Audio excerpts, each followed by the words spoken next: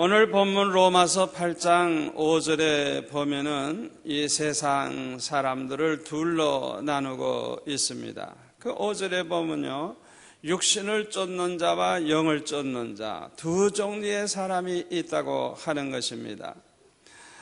그래서 육신을 쫓는 자는 육신의 일을 생각하고 영을 쫓는 자는 영의 일을 생각한다 그랬어요.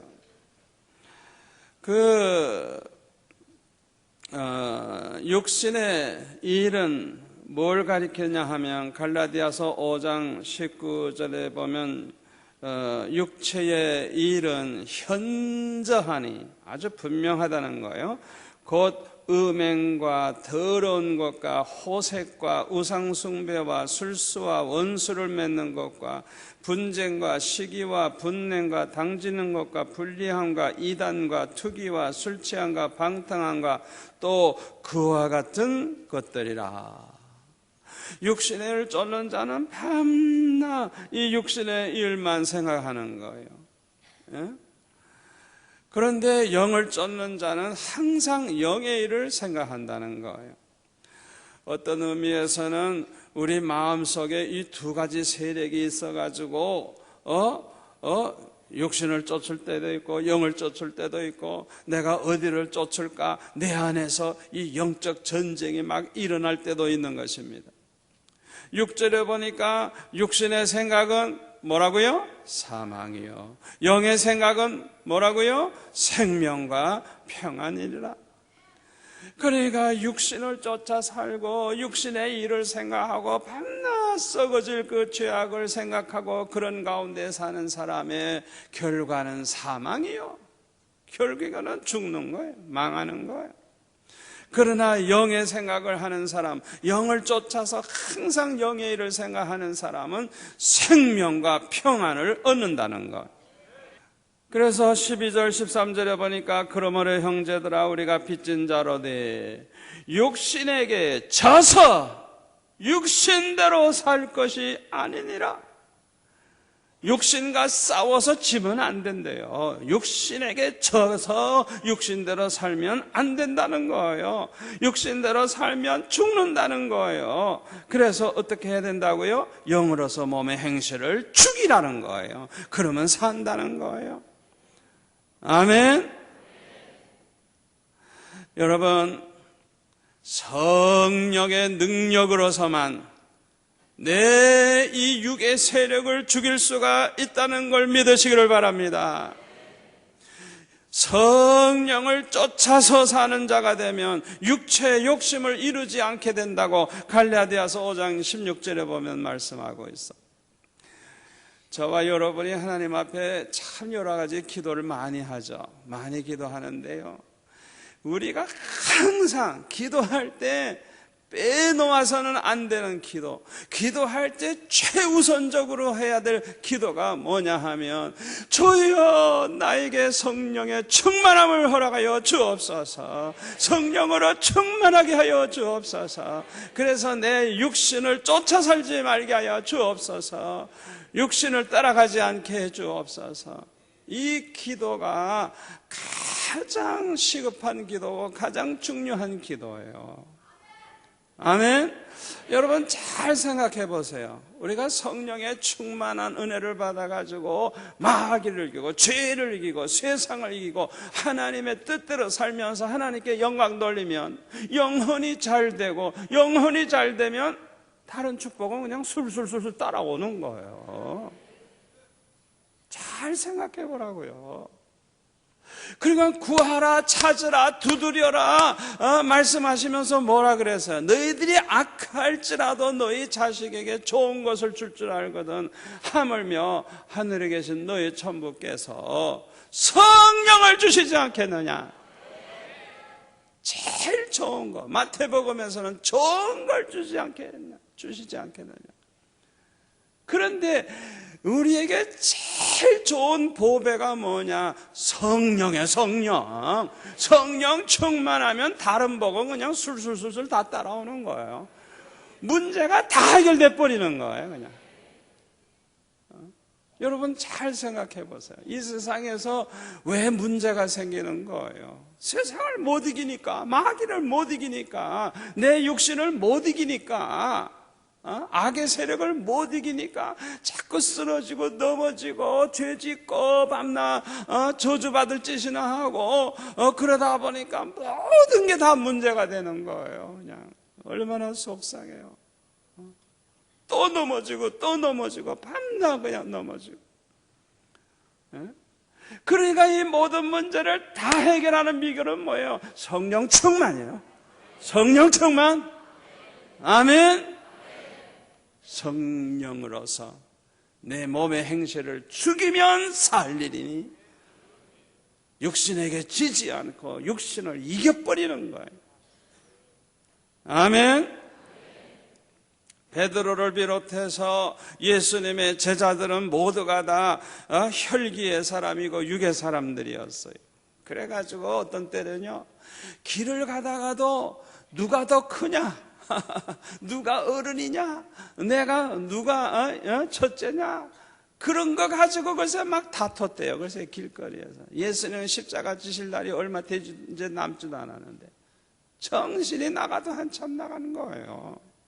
그리고 야고보와 요한의 어머니가 예수님께 찾아와서 예수님 좌우편에 앉게 해달라고 부탁을 했다는 사실을 나중에 듣고 다른 제자들이 막 화가 나가지고 그냥 노를 바랬다 그래서.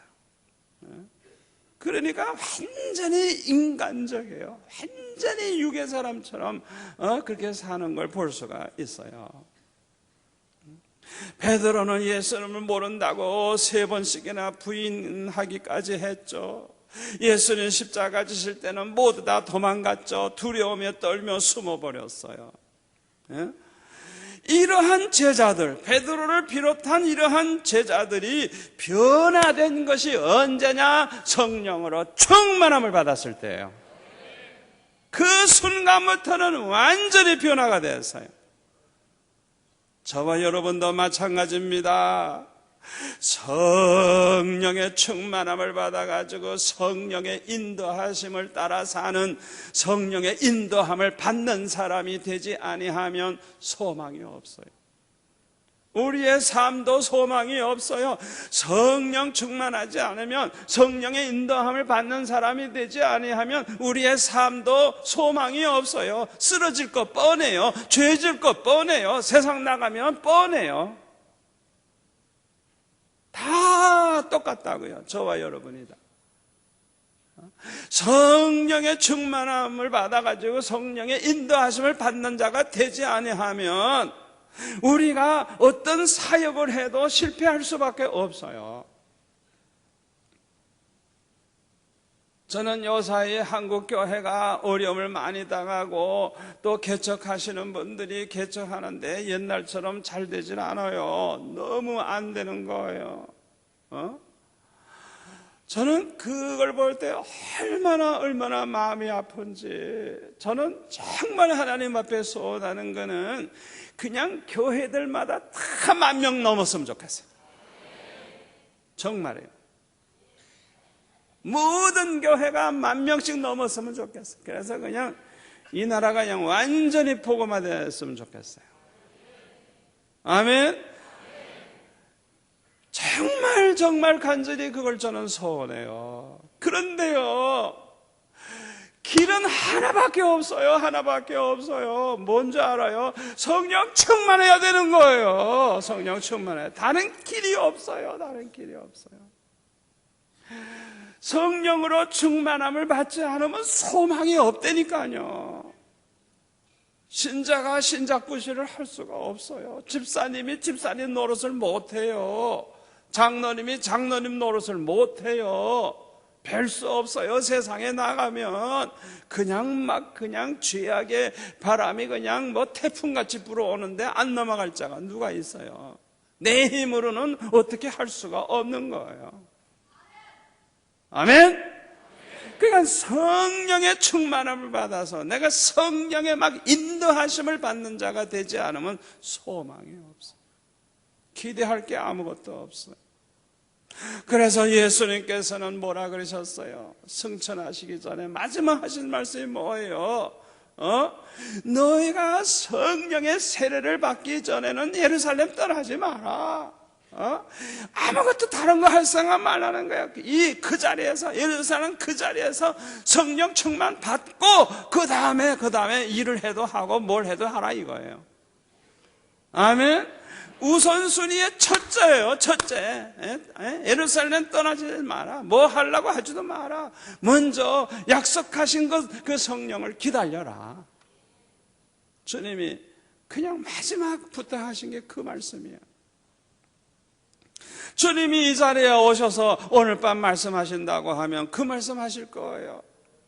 우리가 어떤 기도 제목을 가지고 나왔다고 할지라도 제일 시급한 것이 성령 충만함을 받는 것이다.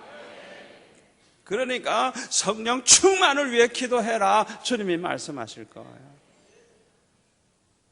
제일 시급한 거예요. 시급한 거예요.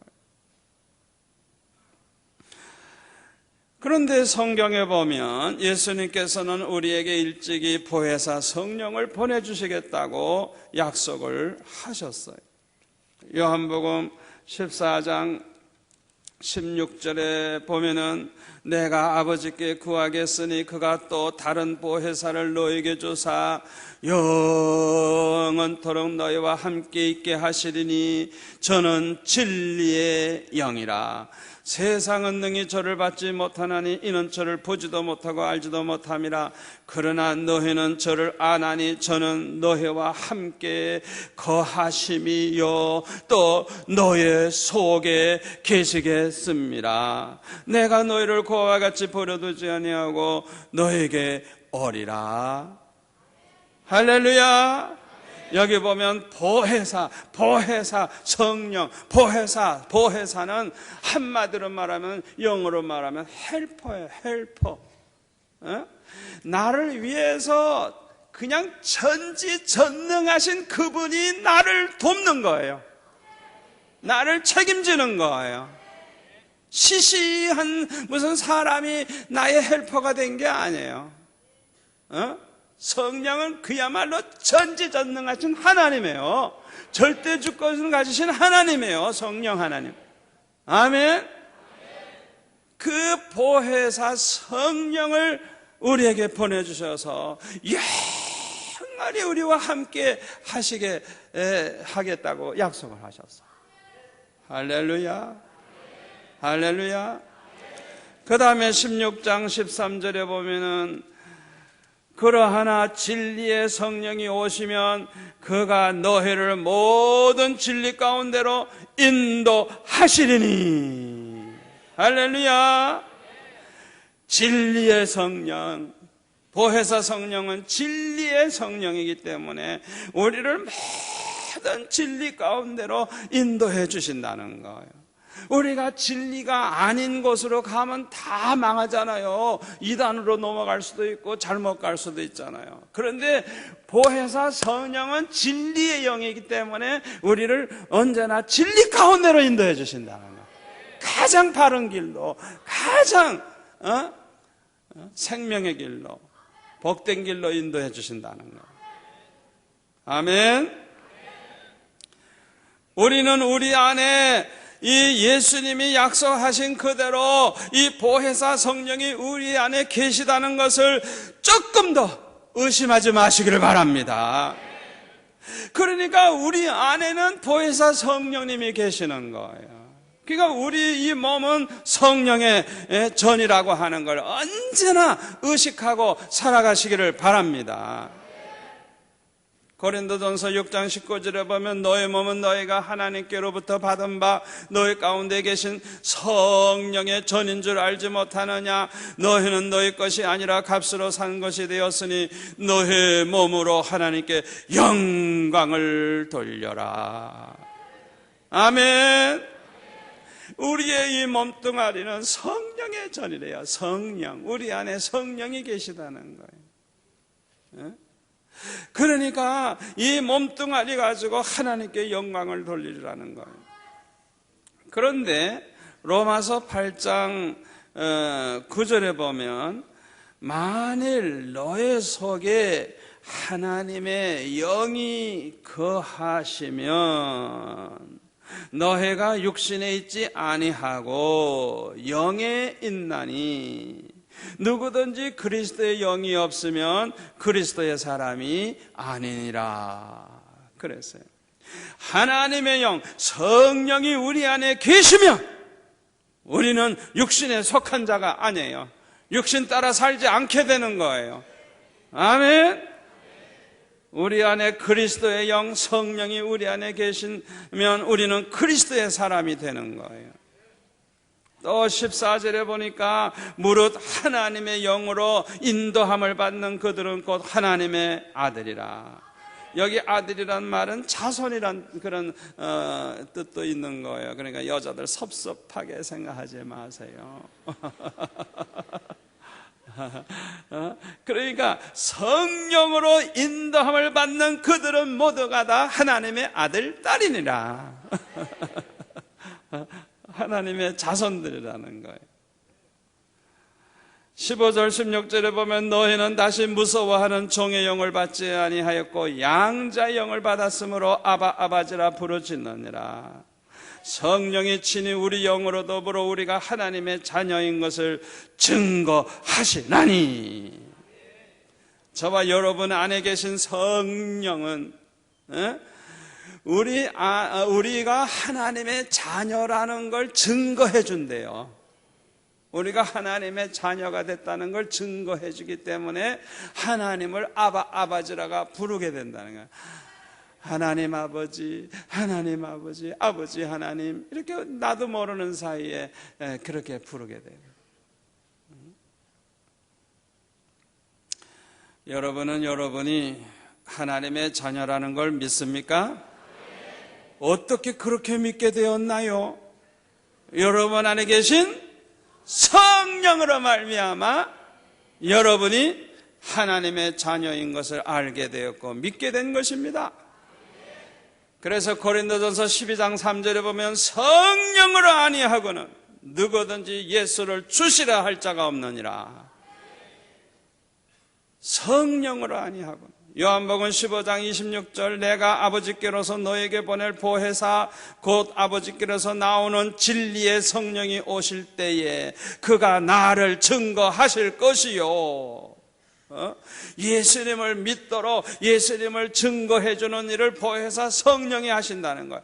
그러니까 그 보혜사 성령이 우리 안에 계시니까 우리는 예수님이 나의 구주라는 걸 믿게 되고 그 믿음을 가지게 되고 언제나 예수님이 누군지 알게 되고 믿음으로 살게 되는 거예요.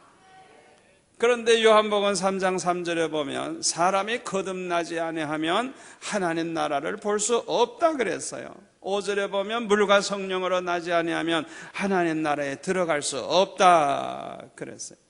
사람은 누구나 어머니 뱃속에서 태어났어요. 그런데 하나님 나라에 들어가려면 한 번 더 태어나야 돼. 그래서 거듭나야 돼. 두 번째 한 번 더 태어나야 돼. 어머니 뱃속에서 태어난 것으로 끝나면 안 되는 거예요. 한 번 더 태어나야 되는데 뭘로 태어나야 돼요? 뭘로? 하나님의 자녀로 태어나야 되는 거예요. 그러니까 우리가 하나님의 자녀가 되는 거, 예수 믿어 구원받아 하나님의 자녀가 되는 건 뭐예요? 성령의 역사로 되는 거예요. 그러니까 성령으로 거듭나지 아니하면 하나님 나라에 들어갈 수가 없다.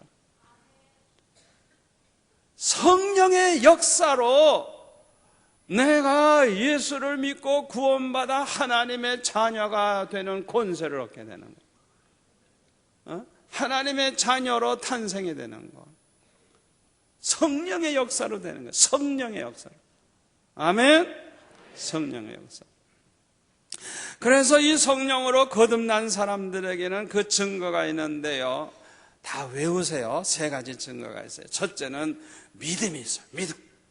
믿음이 있어요. 자기가 볼 때도 확실히 예수 믿어. 확실히 하나님을 믿어. 믿음이 있어요. 뭐 믿음이 크고 작건 둘째인데 하여튼 뭐 믿음이 있어. 믿음이 있어. 두 번째로는 회개가 있어. 회개하는 시간이 있어요. 하나님 참 죄송합니다. 오늘도 내가 농땡이 쳤네요. 그냥 하나님 앞에 말이죠. 죄송합니다 하고 용서해달라고 그러고, 이거는 거듭난 자가 아니면 그런 기도 할 수가 없어요. 그게 얼마나 귀한 증거인지 몰라요. 그러니까 얼마나 세게 회개하느냐, 미지근하게, 그거는 둘째고, 하여튼 회개하면 증거예요, 증거. 그 사람이 회개하면 그거는 하나님 앞에 거듭난 자라는 증거예요. 그렇게 중요한 거예요, 거듭나는 게. 세 번째 거듭난 증거가 뭐냐 하면 변화가 있어요. 확실한 변화가 있어요. 거듭난 사람은 달라요.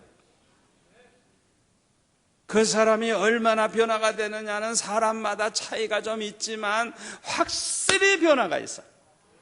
자기가 알아요. 변화가 있어요. 아직까지도 옛날의 습관이 남아있고 구습이 남아있고 육의 세력이 남아있긴 해도 그래도 확실히 변화가 일어나기 시작합니다. 왜? 그 안에 누가 있기 때문에? 성령이 계시기 때문에. 할렐루야. 그걸 이제 성화라 그래요. 거듭나는 거는 믿는 한 순간적으로 이루어지지만은 성화, 주님의 모습으로 거룩하게 성화되는 것은 점진적으로 되는 거예요. 점진적으로. 애가 어른 되는 게 한순간에 됩니까? 태어나는 건 한순간에 태어나지만 어른 되는 건 적어도 20년, 30년 돼야 어른 되잖아요. 똑같아요. 그러니까 이 거듭난 사람들은 하나님의 자녀로 하고 태어난 사람이거든요. 그래서 그 다음부터는 서서히 이제 성숙하기 시작하는데, 성숙할수록 주님의 형상으로 변화가 되는 거예요. 그러니까 이 거듭난 세 가지 증거, 믿음을 가지게 되고 회개하게 되고 변화가 일어나는 것, 이거 모두가 다 성령의 역사 가운데 되는 거예요. 아멘.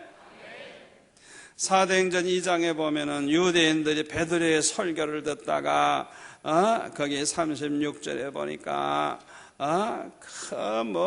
예수님이 그리스도라는 걸 깨닫게 되었어요. 그리스도를 십자가에 못 박는 이런 엄청난 죄를 범했다는 사실을 깨닫게 됐어요. 그래가지고 37절에 보니까 그 말을, 베드로의 말을 듣고 그냥 마음에 찔려가지고 형제들아 우리가 어찌할꼬 하며 회개하기 시작을 했어요. 이때 베드로가 38절에 보면 뭐라고 말을 합니까? 너희가 회개하여 각각 예수 그리스도의 이름으로 세례를 받고 죄사함을 얻으라. 그리하면 성령을 선물로 받으리니 이 약속은 너희와 너희 자녀와 모든 먼 데 사람 곧 주 우리 하나님이 얼마든지 부르시는 자들에게 하신 것이라. 또 여러 말로 확증하며 권하여 가로되 너희가 이 패역한 세대에서 구원을 받으라. 이렇게 베드로가 설교를 했어요. 이날 베드로의 설교를 듣고 예수 믿고 회개한 사람들이 세례를 받고 제자가 되었는데 그 숫자가 무려 3,000명이나 되었다고 거기 41절에 보면 말씀하고 있어요. 이들은 모두가 다 성령으로 거듭나는 이런 체험을 이렇게 하게 된 것입니다. 이들에게 변화가 일어납니다. 2장 42절에 보면 변화가 일어나요. 어떤 변화가 일어납니까? 저희가 사도의 가르침을 받아 서로 교제하며 떡을 떼며 기도하기를 전혀 힘쓰고 사람마다 두려워하는데 사도들로 인하여 기사와 표적이 많이 나타나요. 믿는 사람이 다 함께 있어 모든 물건을 서로 통용하고, 이거 보통 사랑 아니죠. 네 거 내 거 없는 거예요. 또 재산과 소유를 팔아 각 사람의 필요를 따라 나눠주고, 이거 보통 사랑 아니에요. 부부지간에도 딴 주머니 차고 사는 세상인데 말이에요.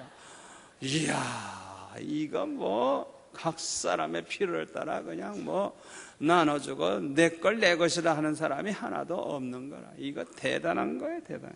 보통 은혜 받아가지고 되겠어요? 굉장한 변화가 일어나는 거예요.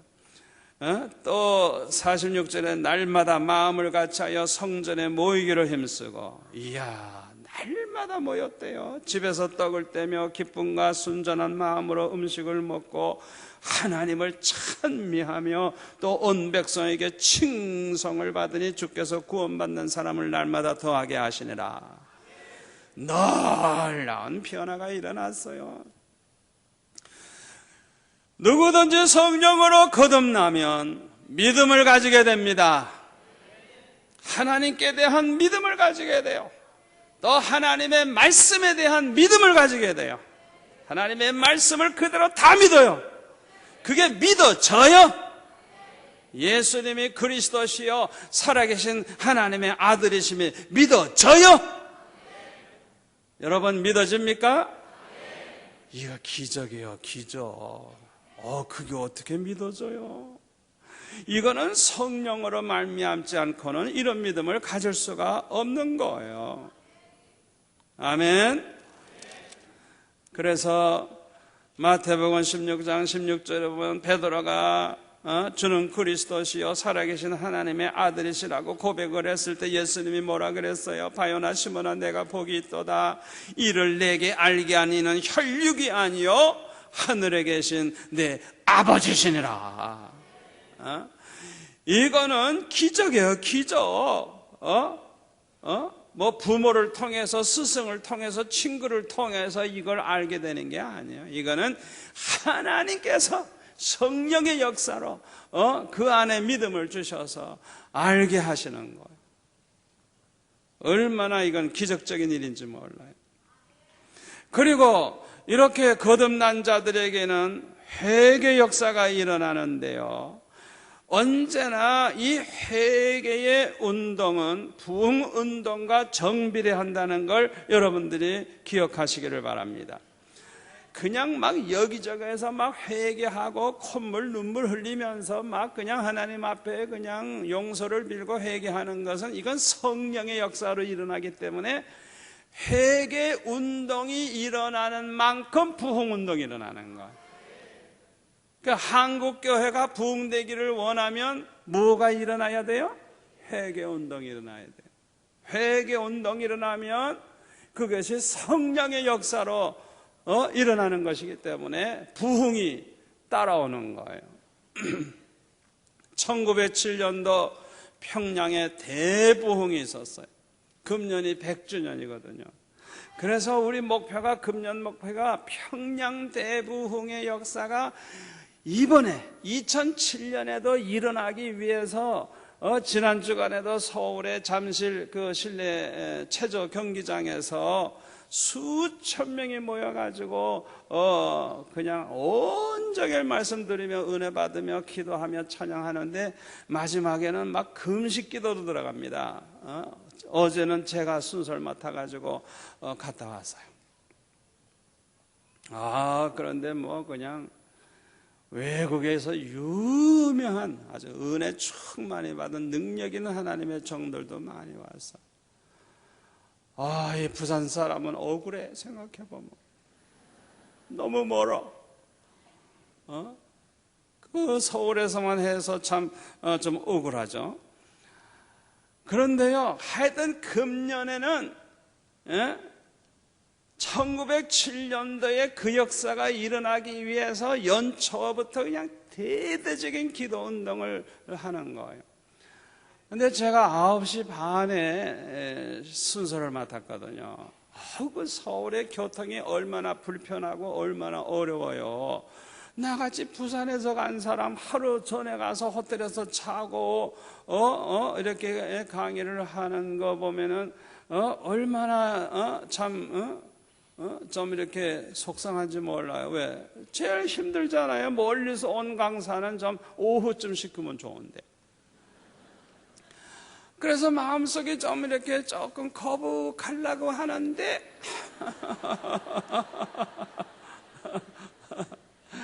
그냥 그 전날도 도착해서 호텔에서 그냥 기도하고, 그냥 뭐 밤에도 그냥 무릎 꿇고 기도하고, 그 다음날 아침에도 이제 기도하는데, 이야, 주님께서 저에게 깨닫게 해주시는데요. 뭘 깨닫게 해주시느냐 하면, 되게 편한 시간에 나올 텐데 9시 반 첫 시간부터 나온 사람들이야 요거 진짜라, 요거 진짜. 그러니까 어정쩡한 무리가 모일 때 하고 요거 진짜들이 모였을 때 하고 요거 차이가 있잖아요. 그래가지고 내 마음에 위로가 되는데, 은혜를 제일 크게 받겠구나, 제일 은혜로운 시간이 되겠구나, 그런 생각이 내 마음에 떠오르는데 얼마나 감사한지. 그래가지고 내 마음에 막 기대감이 생기더라고요. 기대감이 생기더라고요. 그래가지고 아예 한 9시쯤에 도착해서 들어가 보니까 정말 그 열심히 있는 사람들이 벌써 많이 와가지고 그냥 찬양하며 기도하고 벌써 은혜 받기 위해서 준비하고 있더라고요. 지난 월요일부터 시작했으니까 벌써 한 5일 됐죠. 그래서 저는 어제 했으니까 나흘째 날에 날짜. 하나님께서 얼마나 은혜를 주시는지 너무너무 감사했어요. 그러니까 일찍부터 그냥 나와서 그렇게 기도하고, 어떤 사람은 금식하며 기도하고, 그냥 막 정말 이 금년이야말로 우리나라가 위기라 그러는데 금년이야말로 큰 축복의 해가 될 줄 믿습니다. 특별히 한국교회가 축복받는 해가 될 줄로 믿습니다.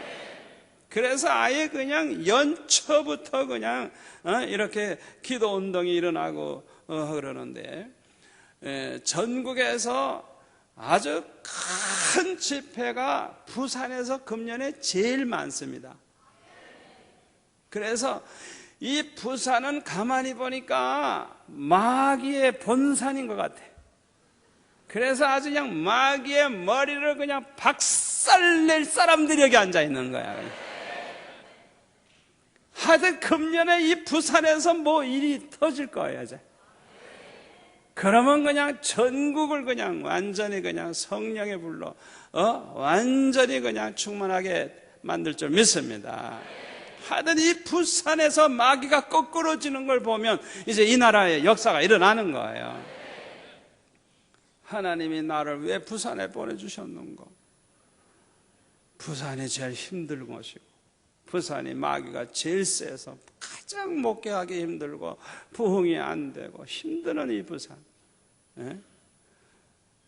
제가 오래전에 부산시장님 아주 불교 열심히 믿는 분인데, 마침 그 시장님과 모든 직원들 같이 있고 우리 부산의 유명한 목사님, 장로님 다 이렇게 연초에 모이는 시간이 있었어요. 그래서 저는 뭐 그냥 한쪽에 이렇게 앉아 있었는데 사회 보시는 분이 갑자기 나한테 마이크를 주면서 한마디 하래. 그래서 내가 할 소리가 뭐 그냥 뭐 다른 말 할 거 있어요? 여러분, 나는 서울 사람입니다. 내가 왜 부산에 있는 줄 압니까? 하나님께서 나보고 부산을 복음화하라고 그래서 내가 부산에 있습니다. 나는 죽어도 부산을 복음화할 겁니다. 시장님 예수 믿으세요. 안 믿으려면 가세요.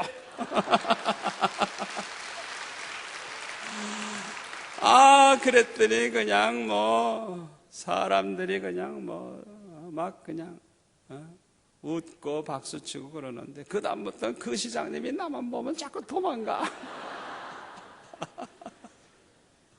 어디서 그런 용기가 나한테 생겼는지. 제가 그 농담으로 한 얘기 아니에요. 본심이에요. 목숨 걸었어요. 아멘. 하여튼 금년이 얼마나 중요한 해인지 몰라요. 하여튼 이 금년은 부산에서부터 그냥 성령의 불의 역사가 일어나고, 성령의 권능이 나타나고, 은사가 나타나고, 이 부산에서부터 역사가 일어날 줄 믿습니다. 1907년도 부흥운동이 어떻게 일어났는가 제가 그 자료를 뽑아가지고 제가 좀 오늘 소개하려고 그렇게 가져왔어요. 1월 2일부터 1907년 1월 2일부터 10일 동안 평양 장대현 교회에서 남자 연례 성경 공부반이 시작이 되었다고 합니다. 그 당시에는 목사님이 없어서 선교사님들이 강사예요. 윌리엄 헌트, 그레암 리, 찰스 베네셀, 윌리엄 블레어, 윌리엄 스웰런 등등 이런 선교사들이 강사로 이렇게 성경을 가르쳤대요. 그런데 평양 인근 지역에서 온 약 900명의 남자들이 참석을 했는데 평양에 사는 그런 신자들까지 그렇게 막 합류하기 시작해가지고 전체 수가 1,500명 정도로 증가되었다고 합니다. 그리고 길선주 목사님이 이제 목사 되기 전에 장로님이었는데, 길선주 장로님은 집사반 성경 공부를 지도했는데, 그때 최정민이라고 하는 분이 성경 공부하다가 통에 자복하며 회개하는 역사가 일어났다 그래요. 그리고 성령의 역사는 특별히 평양 부흥 집회에서 일어났는데 1907년 1월 6일 부흥 사경회가 평신도들을 위해서 열렸는데 아침에는 성경 공부를 하고 저녁에는 전도 집회로 모였다고 합니다. 한국 목사는 아직 생겨나지 않았기 때문에 그레암 리 선교사가 그 집회를 인도를 했는데, 남자들이 장대현 장로교에서 모일 동안 여자들과 어린아이들은 학교 빌딩에서 모여가지고 집회를 했대요.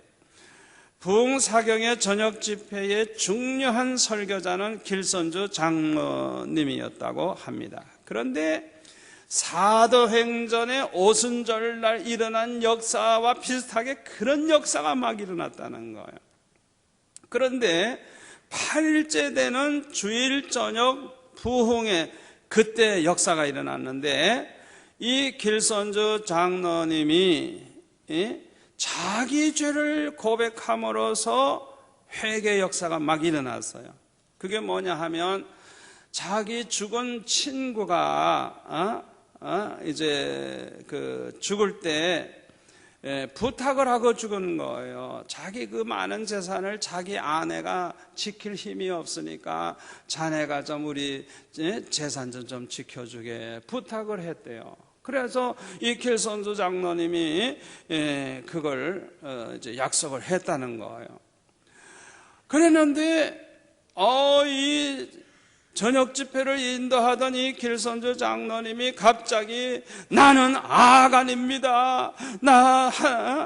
하나님은 나 때문에 축복할 수가 없습니다 하면서 1년 전에 내 친구가 세상 떠나기 전에 나에게 부탁하면서 그 재산을 잘 관리해달라 그러는데, 내가 그 재산 중에서 빼돌려가지고 슬쩍슬쩍 했다는 거예요.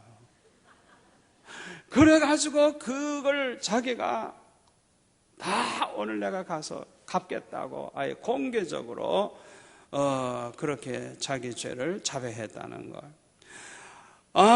그런데 그냥 그 순간에 그냥 참석했던 사람들마다 회개하기 시작을 하는데, 간음죄를 범한 사람들도 막 회개하고, 강도 두목도 회개하고, 그냥 여기저기서 막 회개하는 역사가 일어나가지고, 그때부터 그냥 이 폭발적인 부흥의 역사가 일어나면서 아주 1년 동안에 그냥 아주 기적적으로 엄청나게 그냥, 기독교가 크게 부흥되는 역사가 일어났다는 거예요. 이런 놀라운 회개의 역사가 우리 한국 교회 안에서부터 시작이 돼가지고 전국적으로 이 민족이 회개하는 역사가 일어나기를 축원합니다. 그러니까 거듭난 사람은 반드시 회개를 하는데, 이 회개를 더 강하게 더 깊이 하면 할수록 부흥의 역사가 일어난다는 걸 기억하시기를 바랍니다. 철저히 회개할수록 성령의 선물을 더 받는 거예요. 그릇이 깨끗해질수록 성령이 더 역사하시는 거예요. 그 원리를 알아야 돼요. 그런데 사도행전 1장 8절에 보면 뭐라 그랬어요? 너에게 성령이 임하시면 뭘 받고? 권능을 받고 예루살렘과 온 유대와 사마리아 땅 끝까지 이르러 내 증인이 되리라 그러셨어요. 이 말씀대로 성령으로 충만해졌을 때 베드로를 비롯한 사도들과 성도들이 담대하게 복음을 전하기 시작을 했어요. 사도행전 2장 14절에 보면은 사도행전 2장 14절에 보면은 베드로가 11 사도와 같이 서서 소리를 높여 유대인들과 예루살렘에 사는 모든 사람들아 하면서 그냥 담대하게 그냥 복음을 전하기 시작을 합니다. 그래가지고 3장에 가서 보면은 또 이 베드로와 요한이가 안진뱅이를 막 일으키고 그럴 때 사람들이 막 몰려오니까 13절에 보면은 이렇게 말합니다. 아브라함과 이삭과 야곱의 하나님 곧 우리 조상의 하나님이 그 종 예수를 영화롭게 하셨느니라. 너희가 저를 넘겨주고 빌라도가 놓아주기로 결한한 것을 너희가 그 앞에서 부인하였으니 너희가 거룩하고 의로운 자를 부인하고 도리어 살인한 사람을 놓아주기를 구하여 생명의 주를 죽였도다. 그러나 하나님이 죽은 자 가운데서 살리셨으니 우리가 이 일의 증인이로다. 그의 이름을 믿음으로 그 이름이 너희 보고 아는 이 사람을 성하게 하였나니 예수로 말미암아 난 믿음이 너희 모든 사람 앞에서 이같이 완전히 낫게 하였느니라. 아주 그냥 담대하게 그냥 전도하는 걸 볼 수가 있어요. 그 다음에 4장 17절에 가서 보면은 이것이 민간에 더 퍼지지 못하게 저희를 위협하여 이후에는 이 이름으로 예수님의 이름으로 아무 사람에게도 말하지 말게 하자 하고 그들을 불러 경계하여 도무지 예수의 이름으로 말하지도 말고 가르치지도 말라 이렇게 하니 베드로와 요한이 대답하여 가라되 하나님 앞에서 너의 말 듣는 것이 하나님 말씀 듣는 것보다 옳은가 판단하라. 우리는 보고 들은 것을 말하지 아니할 수 없다. 할렐루야. 그래가지고 그냥 담대히 그냥 복음을 전하는 거예요. 31절에 또 볼까요? 빌기를 다함에 모인 곳이 진동하더니 무리가 다 성령이 충만하여 담대히 하나님의 말씀을 전하니라. 성령 충만함을 받으면 그냥 담대하게 복음을 전하는 역사가 일어나는 거예요. 저와 여러분이 오늘 밤 모두가 다 성령의 충만함을 받기를 축원합니다. 그래서 그냥 이 부산을 완전히 휘젓고 다니는 거예요. 그냥 구석구석 그냥 완전히 담대하게 복음을 전해서 예수 안 믿으면 그냥 못 사는 이 도시가 되어야 돼요.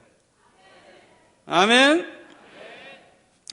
그리고 성령으로 충만하게 되면 반드시 열매가 나타나는데 9가지 열매가 나타나요. 갈라디아서 5장 22절 말씀대로 사랑과 희락과 화평과 오래 참음과 자비와 양성, 충성, 온유, 절제 이 9가지 열매가 나타나요. 아주 사랑하는 마음이 그냥 마음속에서부터 솟아오르고 어디에서 생기는지 그냥 기쁨이 넘치는 거예요. 희락이 넘치는 거예요. 그 다음에 화평하게 되고 오래 참게 되고 자비하게 되고 열매가 이렇게 나타나는 거예요. 할렐루야. 그래서 갈라디아서 5장 13절 14절 말씀대로 사랑으로 서로 종노릇하게 되는 거예요. 사랑으로 종노릇, 사랑의 종들이 다 되는 거예요. 어디서 그렇게 사랑이 많아지는지. 자기 걸 자기 것이라 생각하지 않고 그렇게 서로 대접하고 나누어주고 섬기고 그런 역사가 막 일어나는 거예요. 성령님은 우리에게 그리스도의 마음을 주십니다. 성령님은 우리의 삶을 변화시키고 우리에게 권능을 주셔서 마귀와 싸워 이기게 해주십니다. 죄와 싸워 이기게 해주십니다. 내 육의 세력과 싸워 이기게 해주십니다. 세상과 싸워 이기게 해주십니다. 환난과 시험을 이기게 해주십니다. 그래서 우리가 성령으로 충만하게 되면 거룩한 자가 돼서 경건한 삶을 살게 되는 것입니다. 그런데 로마서 8장 17절 18절에 보니까 이런 말씀이 있어요. 자녀이면 또한 후사, 곧 하나님의 후사요 그리스도와 함께한 후사니 우리가 그와 함께 영광을 받기 위하여 고난도 함께 받아야 될 것이니라. 생각컨대 현재의 고난은 장차 우리에게 나타날 영광과 좋게 비교할 수 없도다. 여러분, 저와 여러분이 하나님의 양자가 되면 예수님이 하나님의 아들인 것처럼 우리도 하나님의 법적인 자녀가 되는 거예요. 법적인 자녀. 그래서 상속자가 되는 거예요. 후사가 되는 거예요. 아멘. 그러니까 우리가 그 받을 영광이 얼마나 큰지 몰라요. 하나님이 준비해 놓으신 그 하늘의 영광, 천국의 영광, 그걸 우리가 다 누리게 되는 거예요. 그래서 우리는 예수님과 함께 그 영광을 함께 누리기 위해서 예수님이 받으신 고난도 우리도 함께 받아야 된다는 거예요. 할렐루야!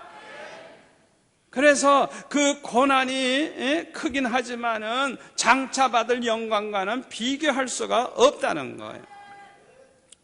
여기에서 우리는 왜 성령으로 인도함을 받는데도 고난을 당하게 되는지 이유를 알 수 있게 되는 것입니다.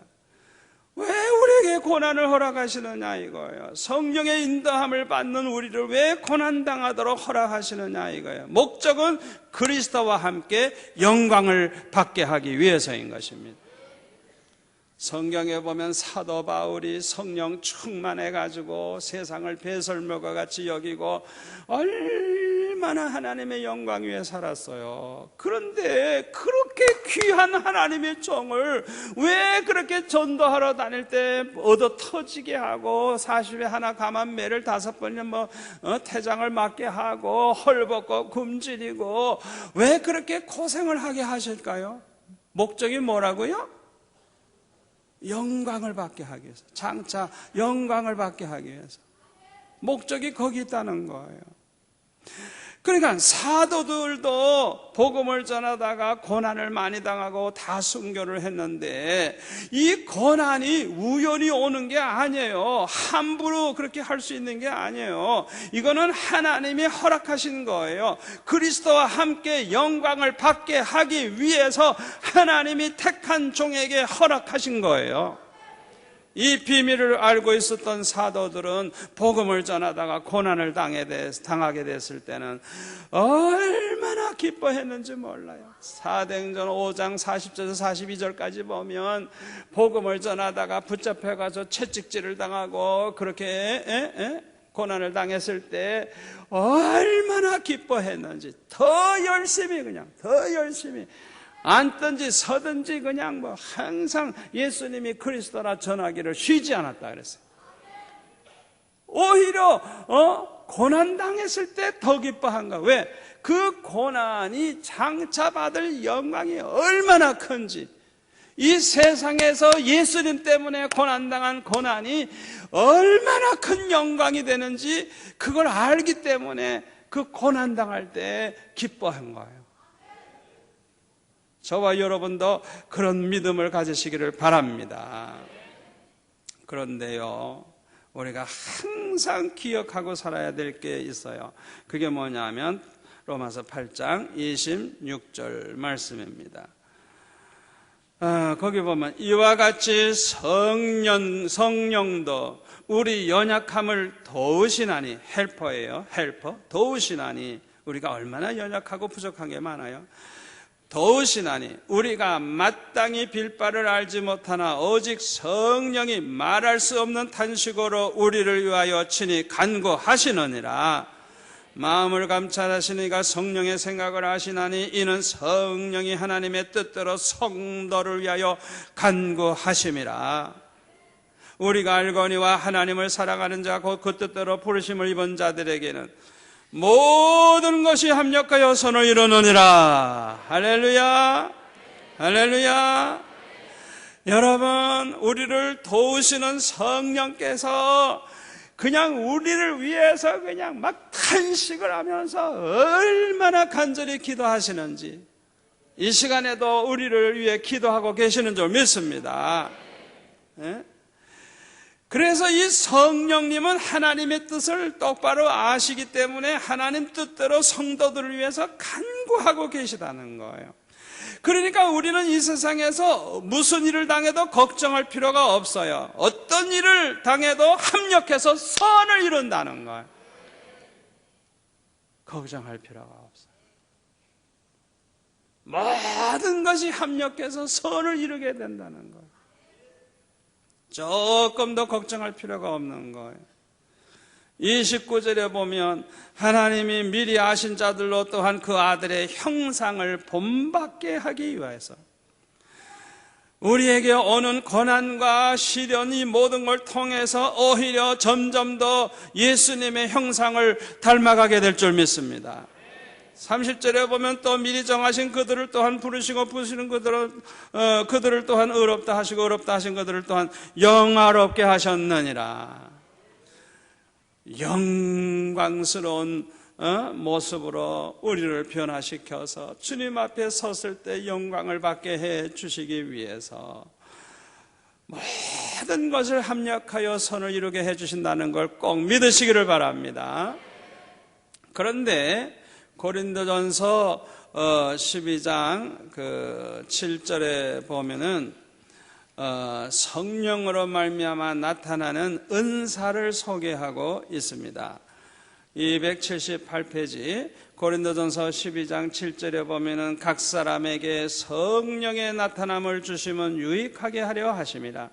어떤 이에게는 성령으로 말미암아 지혜의 말씀을, 어떤 이에게는 같은 성령을 따라 지식의 말씀을, 다른 이에게는 같은 성령으로 믿음을, 어떤 이에게는 한 성령으로 병 고치는 은사를, 어떤 이에게는 능력 행함을, 어떤 이에게는 예언함을, 어떤 이에게는 영들 분별함을, 다른 이에게는 각종 방언 말함을, 어떤 이에게는 방언들 통역함을 주시나니 이 모든 일은 같은 한 성령이 행하사 그 뜻대로 각 사람에게 나눠 주시느니라.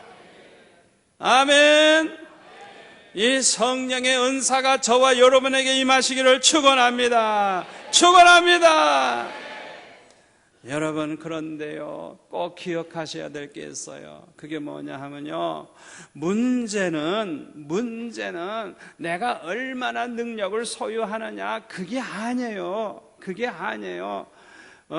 내가 얼마나 하나님께, 성령께 헌신되느냐, 그게 중요한 거예요. 다시 말하면 내가 능력을 아무리 많이 가지고 있으면 뭐해요? 농땡이 치는데. 헌신되질 않았는데. 그런 사람은 쓸 수가 없어요. 아무리 능력이 많으면 뭐해요? 그렇기 때문에 저와 여러분이 얼마나 많은 능력을 받을까, 능력이 나에게서 나타날까, 그걸 바라기 전에 중요한 게 뭐냐, 내가 하나님 앞에 얼마나 헌신할 수 있느냐, 그게 중요한 거예요. 얼마나 내가 하나님 뜻대로 무조건 순종하고 겸손하게 하나님 뜻대로만 살아갈 수 있는 그런 종이 되느냐, 그것이 사실은 문제예요. 그게 중요한 거예요. 우리가 이렇게 헌신되면 하나님이 우리를 귀히 쓰시는 그릇으로 만드실 줄로 믿습니다. 그래서 로마서 12절에 보면 뭐라 그랬어요? 로마서 12절에 보면은, 12장에 보면은, 로마서 12장에 보면은, 그러므로 형제들아, 내가 하나님의 모든 자비하심으로 너희를 권하노니 너의 몸을 하나님이 기뻐하시는 거룩한 산제사로 드리라. 이는 너의 드릴 영적 예배니라. 우리 이 몸뚱아리를 하나님 앞에 제물로, 거룩한 제물, 하나님이 기뻐하시는 거룩한 제물로 드리라는 거예요. 그리고 너희는 이 세대를 본받지 말고, 세상 따라가지 말고, 세상 풍습 따라가지 말고, 세상 인간들처럼 살지 말고, 오직 마음을 새롭게 함으로 변화를 받아 하나님의 선하시고 기뻐하시고 온전하신 뜻이 무엇인지 분별하도록 하라. 이렇게 산다고 하면 우리는 그야말로 하나님이 너무너무 귀하게 쓰시는 그릇으로 사용해 주실 줄 믿습니다. 내 몸뚱아리를 하나님 앞에 제물로 드리는 거요. 살아도 주를 위해 살고 죽어도 주를 위해 죽고, 나는 사나 죽으나 나는 주의 것입니다. 내 몸뚱아리를 주 앞에 드립니다. 이렇게 헌신을 하고, 그 다음에는 세상을 따라가지 않고 마음을 새롭게 하고 변화받아가지고 하나님의 선하시고 기뻐하시고 온전하신 그 뜻을 분별해서 그대로 순종하면서 살아간다고 하면 성령께서 필요에 따라서 그냥 은사를 부어주시고 귀하게 써주실 줄로 믿습니다. 성령께서 우리를 사용해 주시기만 하면 못할 일이 없어요. 성령은 전지전능하신 분입니다. 절대 주권을 가지고 계십니다. 불가능이 없습니다. 내가 성령에게 사로잡혀서 성령의 도구가 되면 못할 일이 없는 거예요. 저는 오늘 이 자리에 계신 저와 여러분이 모두가 다 성령으로 충만해서 1907년 평양 대부흥의 역사를 다시 일으키는 주역이 되시기를 축원합니다. 그래서 이 부산과 이 나라를 구원하고 복음화하는 금년 한 해가 되기를 소원합니다.